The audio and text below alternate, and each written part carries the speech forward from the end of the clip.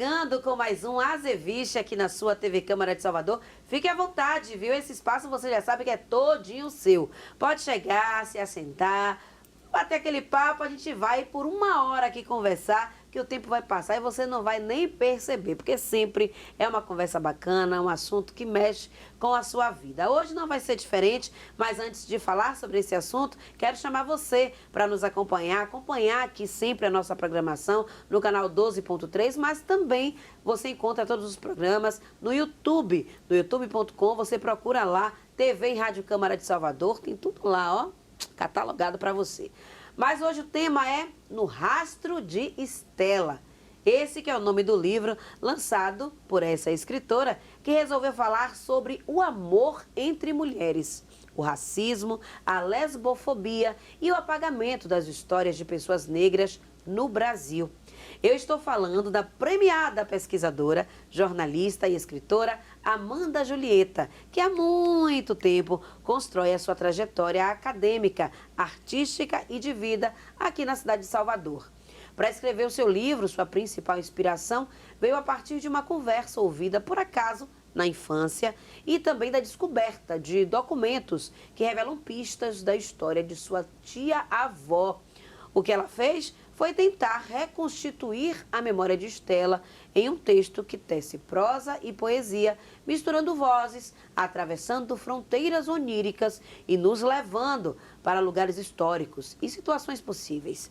Para entender um pouquinho mais sobre a sua identidade, a sua história e também, claro, sobre o seu livro, a gente recebe aqui no Azeviche a Amanda Julieta. Tudo bem, minha querida? Seja bem-vinda. Obrigada, tudo bem sim, Cristiane. Obrigada pelo convite para estar aqui conversando sobre esse livro hoje. Pois é um grande prazer para a gente ter você aqui. E antes de a gente adentrar no universo desse seu livro, né, que é o terceiro livro, quero que você fale um pouquinho de você.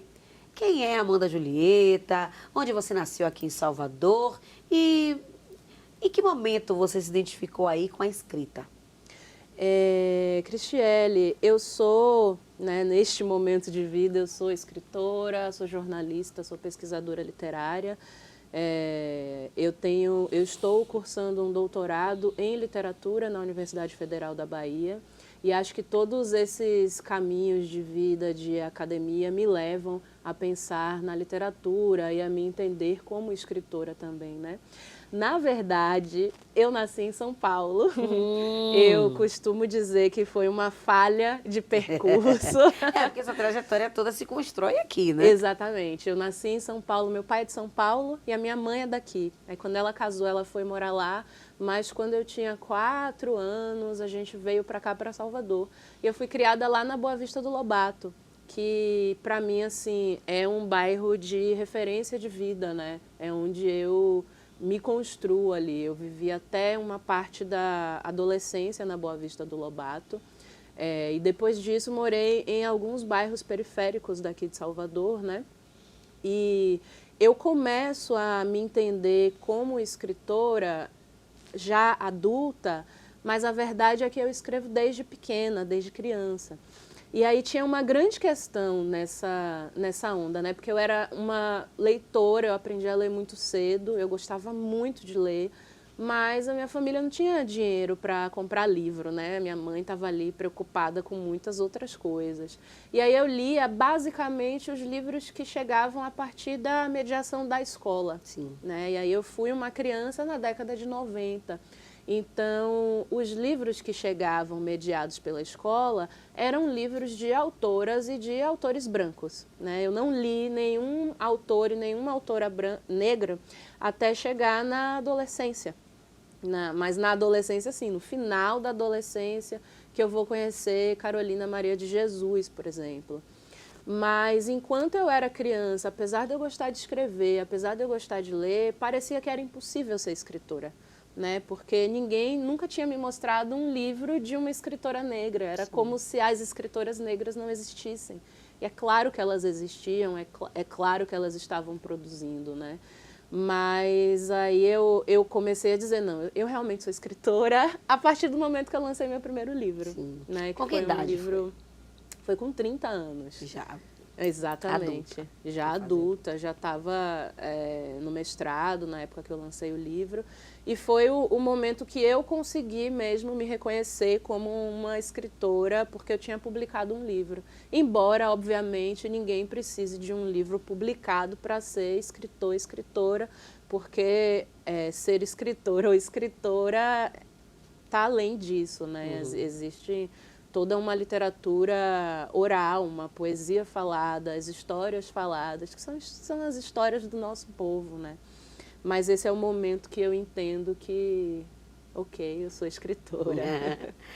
Tem muito disso na nossa história, né? Na nossa trajetória como pessoas negras, da gente meio que se auto-sabotar, da gente não se perceber no lugar que a gente pode alcançar, no lugar que a gente pode ocupar. Muitas vezes isso se dá a partir dessas nossas vivências, né? Desses contextos nos quais a gente está inserido. E quando você fala que é cria ali da região do Lobato, eu imagino que nesse momento muita gente pode estar assistindo a gente aqui no Azeviche e dizendo, nossa, como é que a menina do Lobato se torna escritora? Talvez você, em muitos momentos, já tenha se dado conta disso, do quanto você pode ser inspiração para outros jovens, para outras pessoas que estão nesse lugar, nesse momento. Queria que você falasse um pouco disso, antes de falarmos dos seus livros, das suas obras, né, já que a gente começou por esse ponto, que você falasse disso, desse despertar dessa importância. Veio antes, veio depois de você ter lançado realmente o seu primeiro livro, ou você, mesmo nessa trajetória, nessa caminhada ali da sua adolescência até a fase adulta, você já percebia que você poderia inspirar outras pessoas, porque você tinha esse gosto pela leitura? Enfim, como é que isso se deu na sua cabeça? Eu acho que isso que você fala é uma das grandes ferramentas de violência do racismo, né? Impedir a gente de sonhar, não querer que a gente sonhe, não querer que a gente vislumbre uma outra vida possível, né? Para mim, tem sido muito bacana, principalmente quando eu encontro as crianças, né? Porque o meu primeiro livro é um livro infanto-juvenil. Então eu encontro as crianças e as crianças negras principalmente, ficam muito maravilhadas, tipo, você é escritora. Aí às vezes é assim, eu nunca vi uma escritora. E aí elas se enxergam em mim, né? Tipo, e isso é muito bacana. E uma coisa que acontece muito e que me dá alegria, que me dá força, que me dá vontade de continuar, inclusive, é quando elas leem um livro e dizem que gostaram do livro e dizem, eu também quero escrever um livro.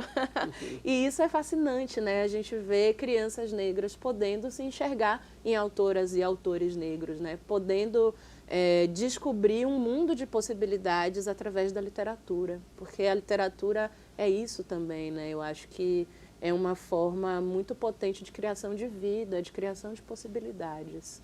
E escrever é começar, né? Porque às vezes a pessoa se prende nessa coisa de que tem que ir para uma academia, eu tenho que entender ali exatamente como é que tem que ser o formato de um livro, e não necessariamente, né, Julieta? Às vezes a gente precisa colocar uma ideia no papel, ou ainda que seja no computador, né? Que hoje tudo é digital, mas comece, né? Faça a primeira linha e aí as inspirações podem vir. Não é isso? Claro, e eu acho que também tentaram nos convencer durante muito tempo que existiam pessoas, de alguma forma, eleitas pelas musas, que se tornariam escritoras e outras não, né? Mas a escrita é justamente isso, é um trabalho contínuo. E é um trabalho que exige um começo, né? Você não precisa de nenhuma formação específica, nenhum título acadêmico específico para ser uma escritora ou para ser um escritor, né? Eu acho que você precisa acreditar que você pode, porque se você não acreditar também, você não começa. Acreditar que você pode e persistir naquilo, né? Persistir nas suas ideias, persistir no seu trabalho. Excelente. Agora vamos embora adentrar nesse seu terceiro livro. Bora. Me conte, quem é Estela? Então, Estela é uma personagem que eu crio para esse livro, né, no Rastro de Estela, porque eu estava muito interessada em escrever histórias de mulheres negras lésbicas, como a mulher negra lésbica que eu sou também. Sim. E Estela é uma personagem, ela tinha 61 anos quando, né, na época que se passa esse livro, e ela passa parte da vida internada em hospital psiquiátrico. E aí esse livro vai tentar imaginar, fabular uma vida outra para ela, né? Uma vida que não foi registrada pelos arquivos. Então essa é uma personagem criada, não é a história real. Exatamente. Apesar de que tem inspiração na sua tia-avó. Me conte como é que foi aí esse desmembrar, essa construção dessa história de Estela. Então, o meu grande interesse era fazer um jogo entre a realidade e a ficção nesse livro, de modo que a pessoa leitora às vezes não pudesse discernir ali o que é realidade e o que é ficção. Pensando também, né, nessas histórias que foram apagadas, que foram esquecidas, que a gente não tem conhecimento, né? Quantas mulheres como Estela podem ter vivido? A própria história do Brasil oficial, aquela história Zona com H, não é uma grande ficção, né, cheia de recortes, com pontos de vista específicos. Então, eu me propus a escrever esse livro. É uma ficção, mas é uma ficção que está completamente baseada no real, na vida. Né? Eu faço uma pesquisa para escrever esse livro, uma pesquisa de documentos. Eu mergulho na história das instituições psiquiátricas no Brasil. E eu acho que Estela talvez seja essa grande mistura de pessoas que viveram, sabe? Tipo, não uma pessoa só, mas essas várias pessoas que viveram no Brasil, que foram presas mesmo, né, em hospitais psiquiátricos, que serviram como prisões para pessoas negras, né, como forma de tirar as pessoas negras da sociedade, de circulação. E Estela talvez seja uma costura dessas pessoas que existiram e que viveram, mas as suas histórias não foram contadas. Muito bom. E como é que a história de Estela, ela se conecta com você, quando se conecta com a sua trajetória e com a história de outras mulheres negras no Brasil e na Bahia? A história de Estela, e isso é uma coisa importante porque essa história se passa em Salvador, né? Estela foi internada num hospital psiquiátrico que funcionou ali no Engenho Velho de Brotas, no Solar da Boa Vista. E foi uma instituição psiquiátrica que funcionou durante muito tempo, com nomes diferentes, né? Nessa época, no começo do século XX, na primeira metade do século XX, era o Hospício São João de Deus, mas depois se transformou no Juliano Moreira, que hoje a gente conhece, enfim, né? Eu acho que Estela se conecta muito comigo, primeiro, né, pessoalmente, pelo que eu disse, por ser uma mulher negra e lésbica, vivendo um amor, amando uma outra mulher negra, mas também eu sou uma pessoa muito interessada na luta antimanicomial. Então, para mim, era importante contar uma história sobre isso, sabe? Mas uma história também que transcendesse as histórias de violência, porque os hospitais psiquiátricos foram instituições de terror racial. Mas eu acho que Estela se conecta com as mulheres negras de Salvador ou do Brasil, porque ela era uma mulher comum que ousou viver nos termos dela, da forma que ela queria, e que ousou criar espaços de liberdade dentro do impossível, né? Dentro de uma realidade de violência, de um cotidiano muito difícil. E que acaba sendo a realidade de todas nós, né? Exatamente. Independentemente do contexto. Eu queria que você falasse um pouco disso. Você se posiciona, você autoafirma a sua sexualidade durante aqui a conversa. É algo fluido para você, algo tranquilo, mas eu acredito que nem sempre tenha sido assim. Né? Então, eu queria que você falasse um pouco disso. Quais os atravessamentos, e obviamente citar situações específicas, nomes de pessoas, mas assim, já houve muitos atravessamentos do racismo, da lesbofobia, na sua trajetória de vida. Como é que você passou a se fortalecer, a amadurecer em relação a isso, a saber se posicionar, porque a gente precisa muitas vezes criar um cascão, né? Uma casca ali, uma armadura, colocar ali na nossa frente para a gente conseguir levar a nossa vida adiante, senão a gente fica ali sempre tolhido no mesmo lugar. Então eu queria saber como é que foi para você isso. Eu acho que, né, a vida de uma mulher negra no Brasil, o racismo é uma violência cotidiana que a gente passa, né? E falando sobre a minha sexualidade, é claro que eu já passei por muitas situações de lesbofobia na minha vida, né? Mas eu tenho uma sorte, uma alegria de alguma forma, porque eu venho de uma família negra que é uma família que me estrutura muito, né? Então, desde que eu entendi que eu era lésbica, que eu gostava de meninas e eu era adolescente, enfim, nos primeiros anos da adolescência, a minha família sempre me apoiou muito. Então, eu acho que ter esse amor, esse apoio da minha família foi fundamental para que eu também sobreviva no cotidiano, né, a essas situações de violência.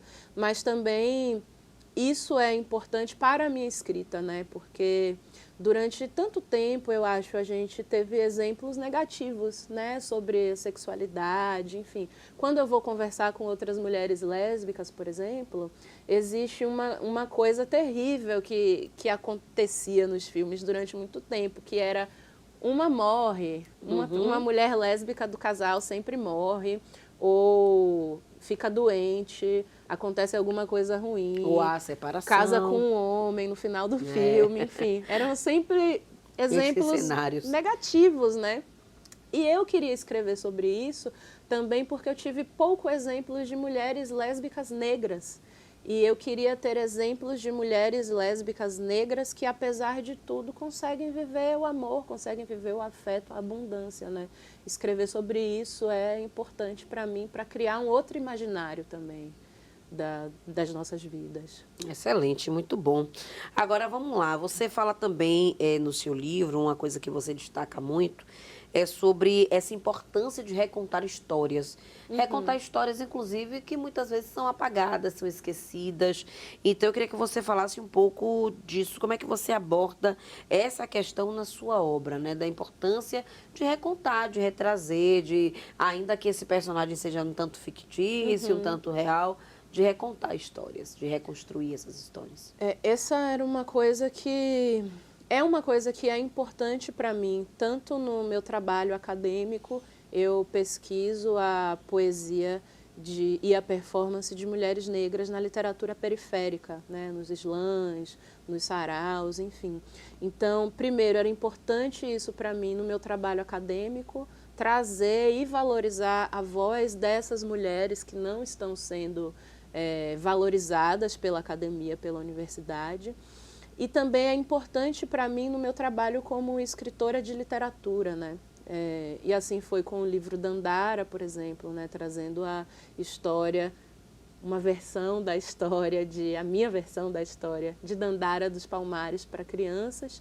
E aqui no Rastro de Estela, tentando de alguma forma tirar essa mulher do silêncio, tirar essa mulher do esquecimento e pensando que o poder, ele atua assim, né, na vida, principalmente das pessoas negras, das pessoas indígenas, silenciando, né, fazendo com que a gente não seja ouvida, tentando apagar as nossas histórias, fabricando silêncio, fabricando hiatos, lacunas.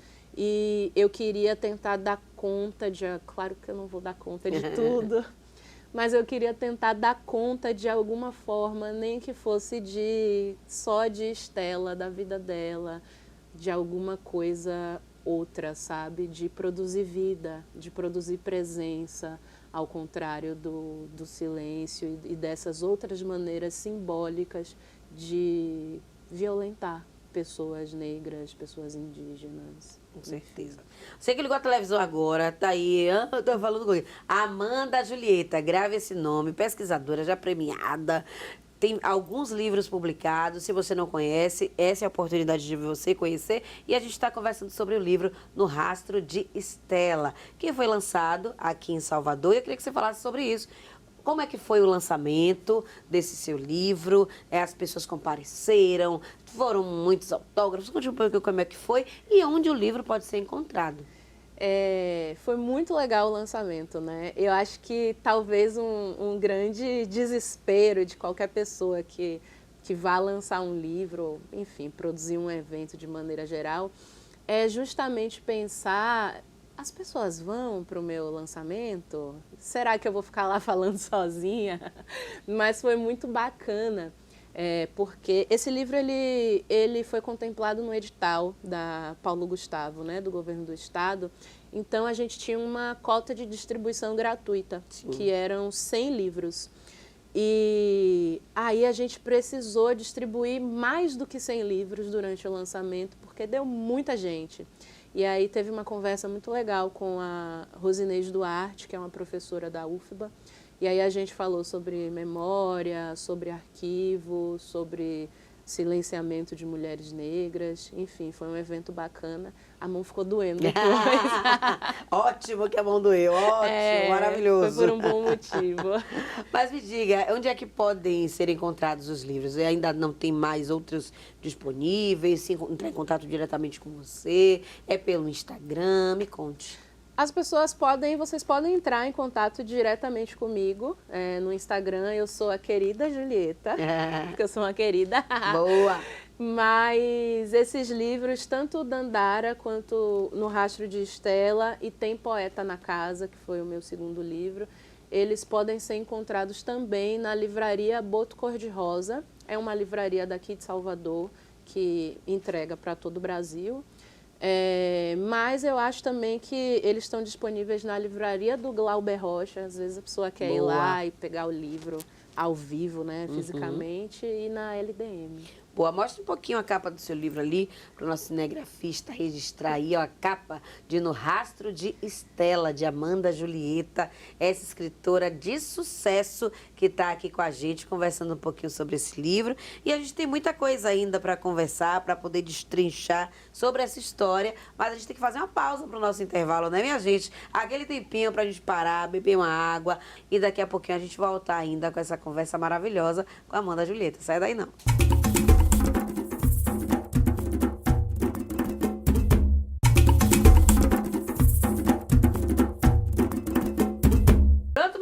Foi rapidinho, a gente já está de volta com o nosso Azeviste de hoje, conversando com a Amanda Julieta, escritora, pesquisadora, jornalista, autora de No Rastro de Estela. Ela está aqui com a gente conversando um pouquinho sobre a história desse livro, que é tão importante para você refletir, para você pensar nas histórias de tantas pessoas negras que vivem aí ao seu redor e a gente muitas vezes nem se dá conta, né, Julieta? Fale um pouquinho sobre a importância da sua tia-avó. Eu citei isso aí na abertura, no início, na sua apresentação, mas não ficou muito claro. Qual a importância dessa sua tia-avó, de outras tias-avós, nesse enredo que você cria No Rastro de Estela? Eu tenho uma tia-avó que é, de alguma forma, muito importante para esse livro, e o nome dela não é Estela, boa. Mas essa é a minha tia-avó que nasce no ano em que a personagem Estela é internada no hospital psiquiátrico, né, em 1933. E essa minha tia-avó, que é tia Naí, foi uma tia muito importante para a minha vida pessoalmente e também para a minha trajetória como escritora, né? Porque ela é a primeira mulher, a primeira pessoa a descobrir que eu escrevia com 9 anos. E ela me perguntou: Julieta, foi você que escreveu isso? E aí eu tava toda, tipo, não sabia se era uma bronca, se, enfim. Aí eu tava toda, tipo, fui eu, tia, fui eu. Aí ela falou: que lindo, eu vou guardar para mim. Então ela foi a minha primeira leitora, né? Essa minha tia-avó. E a história dela sempre me interessou muito, né? Ela já é falecida hoje, ela faleceu quando eu era adolescente, mas eu pensei muito na vida dessa mulher, que era uma mulher negra que morreu com 80 anos, que morava sozinha e morou sozinha praticamente até o final da vida. Ela escolheu não se casar, ela escolheu não ter filhos. Então, a vida dela sempre me causou muita curiosidade, né? Uma mulher de 1933 que simplesmente escolheu não viver a vida de acordo com os papéis estabelecidos para uma mulher e para uma mulher negra daquela época, né? O quanto minha tia foi uma mulher radical, né? Viveu a vida em radicalidade e foi o apoio da família, né? Tia Estela é a tia da narradora, né? A narradora encontra uma ficha do hospital psiquiátrico que registrou o dia do internamento e o dia da morte dela. E aí, a partir do encontro dessa ficha, que ela encontra lá no solar da Boa Vista, ela vai tentar reconstituir a história dessa tia. Então, de alguma forma, também é uma tentativa minha de tentar reconstituir a história de minha tia, né? Que, assim, eu tive um convívio de 17 anos com ela, mas a história dela, para mim, não é uma história que foi bem contada. Então, aí você também foi desmembrando alguns aspectos da vida dessa sua tia-avó, e essa história acaba se misturando com a história de Estela. Com certeza. Com muita ficção, obviamente, né? A minha tia não era uma mulher lésbica, Sim.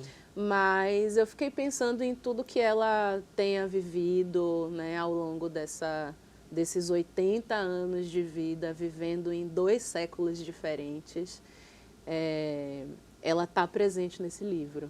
E ainda mais que esse perfil, né? Transgressor, revolucionário, de escolher seu modo de vida. Isso é muito legal realmente de você trazer. Agora, como é que você espera que as pessoas se sintam ao ler seu livro? O que é que você quer despertar nessas pessoas, né? Que tipo de sensações, que tipo de inspirações você quer trazer? Essa é uma história que algumas pessoas viraram para mim, pessoas negras, viraram para mim muito interessadas em ler, mas também com algum receio de que fosse uma história que despertasse sofrimento, né? Porque quando a gente pensa nesse enredo, uma mulher negra e lésbica que passou parte da vida internada num hospital psiquiátrico. Claro que é uma história muito difícil, mas o que eu queria era precisamente o contrário, né? Era conseguir ultrapassar a história da violência, porque o arquivo, a ficha encontrada é o registro da violência, Sim. É o registro do internamento, é o registro da morte, e eu queria contar uma história outra, né? Eu queria contar a história da abundância de vida, dos afetos, enfim, de tudo que essa mulher pode ter vivido e que a história falhou em registrar. Então, eu espero que as pessoas vislumbrem de alguma forma possibilidades de vida, né, que consigam enxergar aí as brechas que foram possíveis de serem criadas e que são possíveis até hoje, né? A gente, para existir nesse mundo, a gente precisa criar o tempo inteiro brechas no cotidiano, né? Lançar um arco-íris de alguma forma no impossível.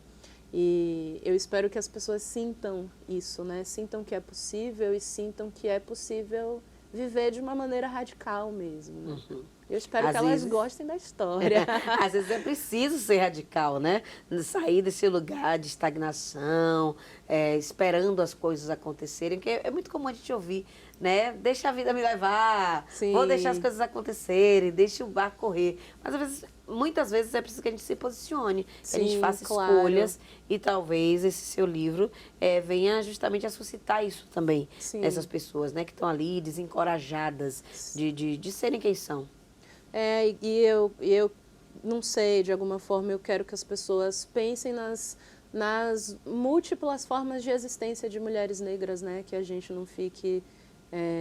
que esse seja um livro que permita que as pessoas vejam isso, né? Nós nas nossas multiplicidades, nas caixinhas que tentaram enquadrar a gente. Com certeza.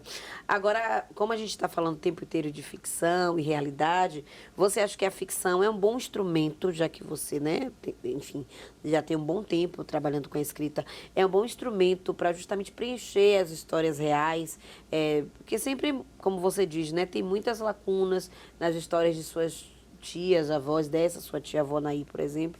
Tem muita coisa que ficou ali escondida, que você não sabe ao certo, porque nunca foi lhe dito. Então, a ficção é um bom instrumento na hora de reconstruir essas histórias, na hora de preencher essas lacunas, esses vazios nessas histórias originais. É um bom elemento. Com certeza. Eu acho que muitas vezes na maioria das vezes, na verdade, a gente não tem outras formas de dar conta disso, né?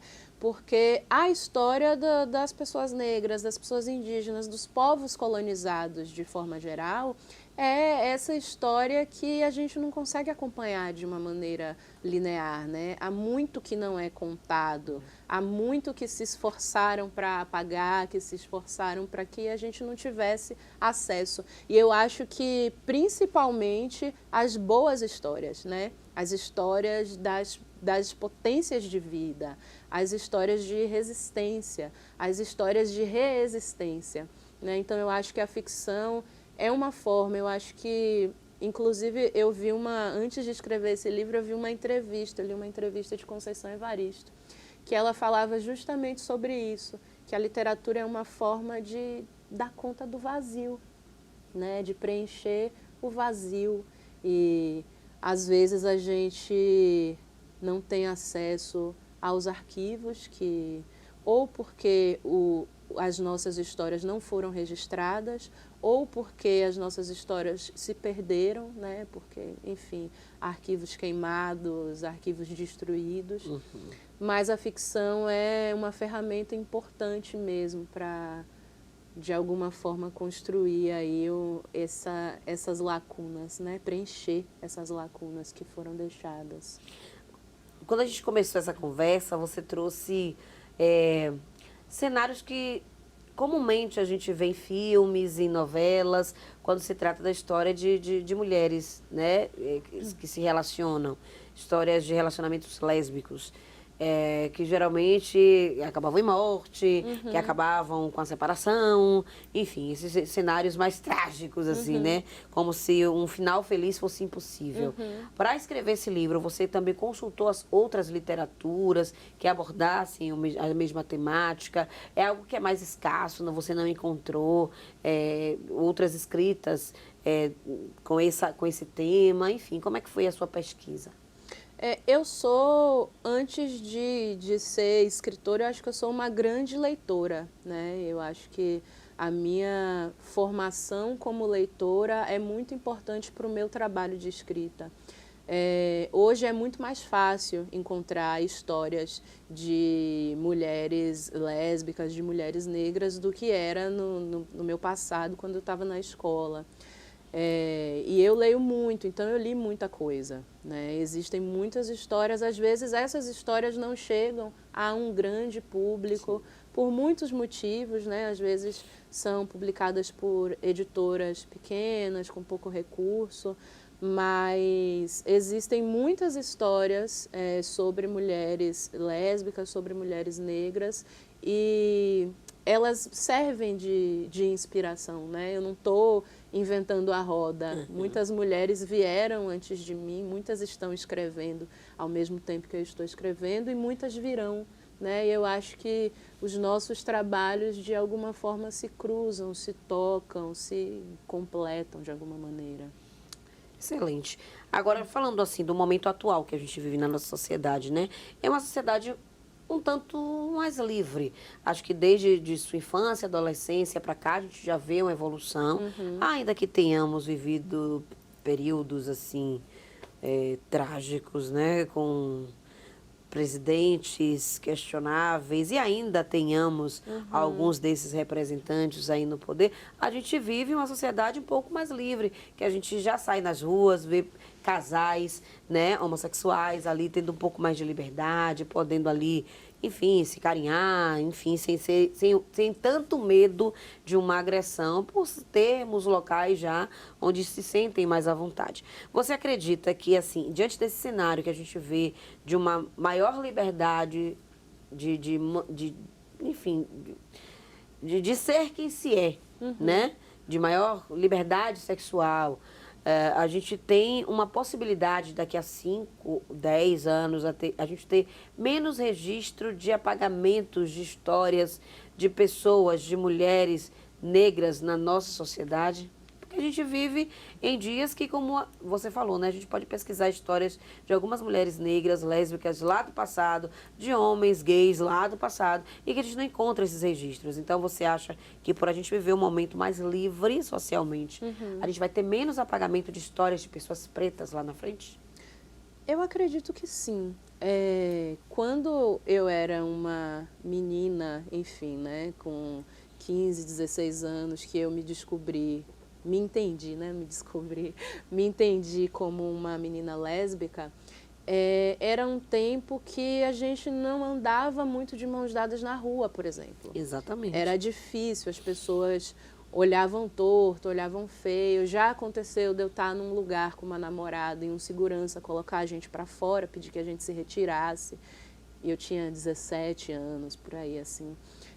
E hoje isso é muito mais naturalizado, Sim. né? Embora, obviamente, a gente não viva ainda no que seria o sonho. Na sociedade ideal, né? Na sociedade ideal, né? Que a gente possa viver livremente sem sofrer violências pela rua ou nos espaços. Mas eu acho que hoje, para além disso, né, da gente viver numa sociedade que está mais tolerante de alguma forma, a gente também está conseguindo falar. Sim. Né? A gente está conseguindo escrever. E os livros também são isso, os livros também são arquivos, né?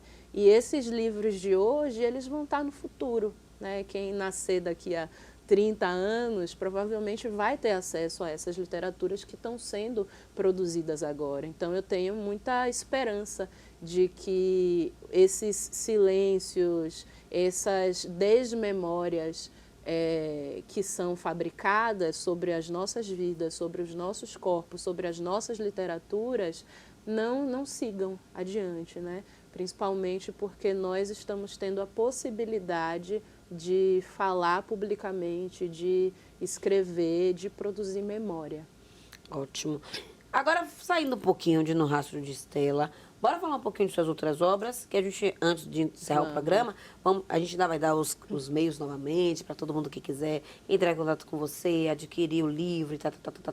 Mas vamos falar dos outros. Tem Dandaras, tem Poeta na Casa, que você citou aí. Sim. Fale um pouquinho dessas histórias, se ainda é possível adquirir esses livros.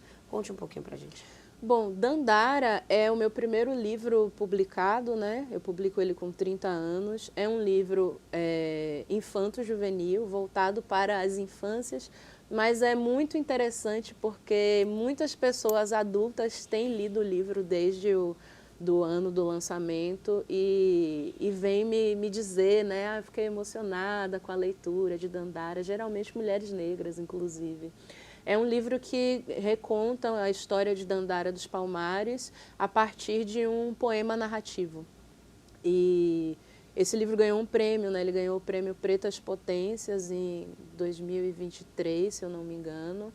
E é um livro que me dá muitas alegrias, assim. É um livro que me leva para as escolas, é um livro que me leva ao encontro de crianças que são encontros sempre fabulosos.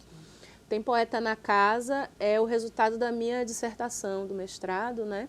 E esse livro é um livro de ensaios literários que eu vou falar sobre a poesia e a performance de mulheres negras na literatura periférica, especificamente aqui do Islã das Minas, Bahia.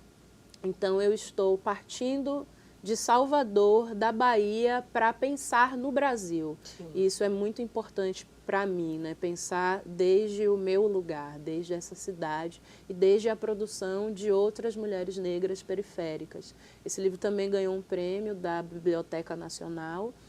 E, por último, é esse No Rastro de Estela que eu lanço agora. É o xodozinho do momento. É o xodó do momento. Muito bom. Agora, se você pudesse, assim, falar de sonhos, né? Quais são as suas perspectivas para o futuro? O que é que você vislumbra para você enquanto escritora? Tem alguma outra história que você já pensa em contar? Fale um pouquinho aí de planos futuros. O que é que você está planejando aí?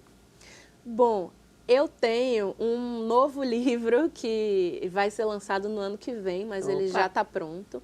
O que eu posso adiantar sobre esse livro é que é um livro de contos também sobre mulheres negras que amam outras mulheres negras, né? Nem sempre a sexualidade é central na trama, mas ela sempre está presente de alguma forma, né? Tem esse livro novo que vai sair aí no ano que vem. Eu espero, assim, continuar escrevendo, continuar podendo falar sobre as coisas que eu quero falar e espero ser lida. Acho que esse é o maior desejo de uma pessoa escritora, né?